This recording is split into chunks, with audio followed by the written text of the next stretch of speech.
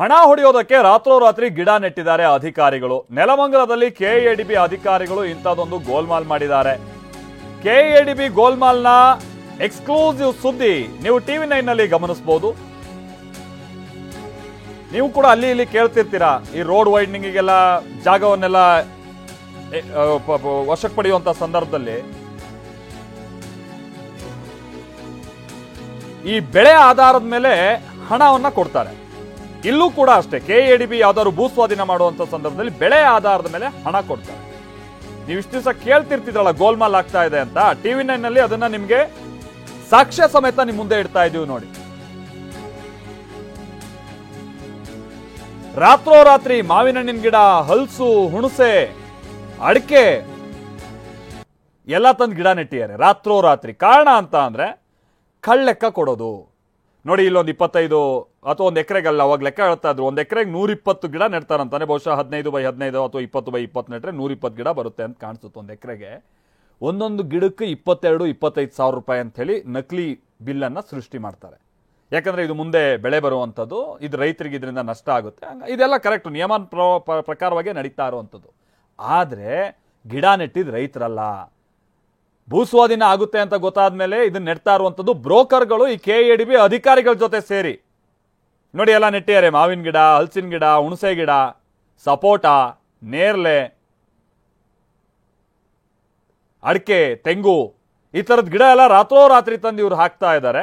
ಆಮೇಲೆ ಇದ್ರ ಮೇಲೆ ಒಂದು ಕಳ್ಳೆಕ್ಕ, ಇದರಲ್ಲಿ 100 ರೂಪಾಯಿ ಹೊಡೆದ್ರು ಅಂತ ಅಂದ್ರೆ ರೈತಂಗೆ ಒಂದು 10 ರೂಪಾಯಿ, 40 ರೂಪಾಯಿ ಬ್ರೋಕರ್ಗೆ, ಇನ್ನೊಂದು 50 ರೂಪಾಯಿ ಅಧಿಕಾರಿಗೆ. ಈ ಥರ ಅಂಥದ್ದು ಹಂಚಿಕೆ ಇವರಲ್ಲೇ.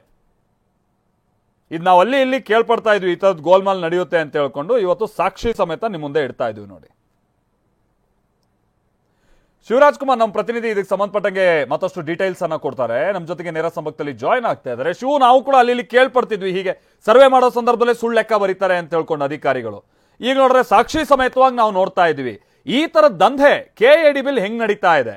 ಇಷ್ಟೆಲ್ಲ ಆಗ್ತಾ ಇದ್ರು ಕೂಡ ಆ ಕೈಗಾರಿಕೆ ಸಚಿವರಿಗಾಗಿರ್ಬೋದು, ದೊಡ್ಡ ಮಟ್ಟದ ಅಧಿಕಾರಿಗಳಿಗಾಗಿರ್ಬೋದು, ಇವ್ರಿಗೆ ಯಾರಿಗೂ ಗಮನಕ್ಕೆ ಇಲ್ವಾ? ಅಥವಾ ಅಧಿಕಾರಿಗಳಿಗೆ ಗಮನಕ್ಕಿದ್ರು ಕೂಡ ಅವರಿಗೂ ಏನಾದ್ರು ಮಾಮೂಲು ಹೋಗ್ತಾ ಇದೆ ಅಂತ ಹಿಂಗ್ ಬಿಟ್ಬಿಟ್ಟಿದಾರ ದಂಧೆ ಮಾಡೋಕೆ? ಶಿವು, ಮಲ್ತೇಶ್, ಇದು ಖಂಡಿತವಾಗ್ಲೂ ಕೆಎಡಿಬಿಯಲ್ಲಿರುವಂತಹ ಭೂ ಸ್ವಾಧೀನ ಅಧಿಕಾರಿಗಳು ಮತ್ತು ಬ್ರೋಕರ್ಗಳು ಸೇರ್ಕೊಂಡು ಮಾಡ್ತಾ ಇರುವಂತಹ ಒಂದು ಕಳ್ಳ ಕೆಲಸ. ಯಾಕಂದ್ರೆ ಪ್ರಮುಖವಾಗಿ ಕೆಎಡಿಬಿಯಲ್ಲಿ ಭೂ ಸ್ವಾಧೀನ ಆದ ಬಳಿಕ ಈ ರೀತಿಯಾಗಿ ಗಿಡಗಳು ನಟ್ಟು ಒಂದು ಗಿಡಕ್ಕೆ 20,000 25 ಸಾವಿರಷ್ಟು ದರ ಫಿಕ್ಸ್ ಮಾಡಿ 1 ಎಕರೆಗೆ 1.5 ಕೋಟಿಯಷ್ಟು ಈ ರೀತಿ ಕಳ್ಳ ಲೆಕ್ಕದ ಮೂಲಕ ಅಧಿಕಾರಿಗಳು ಮತ್ತು ಬ್ರೋಕರ್ಗಳು ಸೇರಿ ಈ ರೀತಿ ಹಣವನ್ನು ಲಪಟಾಯಿಸ್ತಾ ಇದ್ದಾರೆ.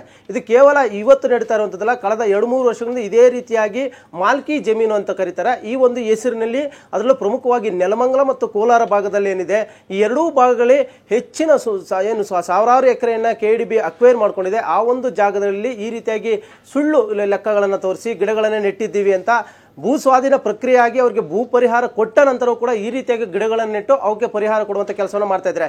ಈಗಾಗಲೇ ಇದರ ಬಗ್ಗೆ ಸಾಕಷ್ಟು ಹೋರಾಟಗಳು ಮಾಡಿದ್ದಾರೆ, ದೂರುಗಳನ್ನು ಕೊಟ್ಟಿದ್ರು. ಆಗಿದ್ರು ಕೂಡ ಭೂ ಸ್ವಾಧೀನ ಅಧಿಕಾರಿಗಳನ್ನ ಯಾರು ಕೂಡ ಏನು ಮಾಡೋಕ್ಕಾಗ್ತಲ್ಲ. ಯಾಕಂದ್ರೆ ಈ ಒಂದು ಕಳ್ಳ ಲೆಕ್ಕದ ಬಗ್ಗೆ ಯಾರಾದ್ರೂ ಪ್ರಶ್ನೆ ಮಾಡಿದ್ರೆ ಅವ್ರನ್ನೇ ಬೇರೆ ರೀತಿಯಾಗಿ ಸಿಲುಕುವ ಮೂಲಕ ಅವ್ರನ್ನ ಕಂಪ್ಲೇಂಟ್ ಕೊಡುವಂತ ಕೆಲಸಗಳನ್ನ ಮಾಡ್ತಾ ಇದ್ದಾರೆ. ಆ ಒಂದು ನಿಟ್ಟಿನಲ್ಲಿ ಎಲ್ಲೋ ಒಂದು ಕಡೆ ಇದರಲ್ಲಿ ಮುಗ್ಧ ರೈತರು ಕೂಡ ಇದ್ದಾರೆ, ಅವ್ರಿಗೆ ಯಾವುದೇ ರೀತಿ ಇದರ ಬಗ್ಗೆ ಅರಿವೇ ಇರೋದಿಲ್ಲ. ಆದ್ರೆ ಇಲ್ಲಿ ಪ್ರಮುಖವಾಗಿ ಇಲ್ಲಿ ಬ್ರೋಕರ್ಸ್ ಏನಿದ್ದಾರೆ ಅವರು ಮತ್ತು ಅಧಿಕಾರಿಗಳು ಸೇರ್ಕೊಂಡು ಮಾಡ್ತಾ ಇರುವಂತ ಇದು ಕಳ್ಳಾಟ. ಇದರ ಬಗ್ಗೆ ಈಗಾಗಲೇ MB ಪಾಟೀಲ್ ಅವರಿಗೂ ಕೂಡ ದೂರು ಹೋಗಿದೆ.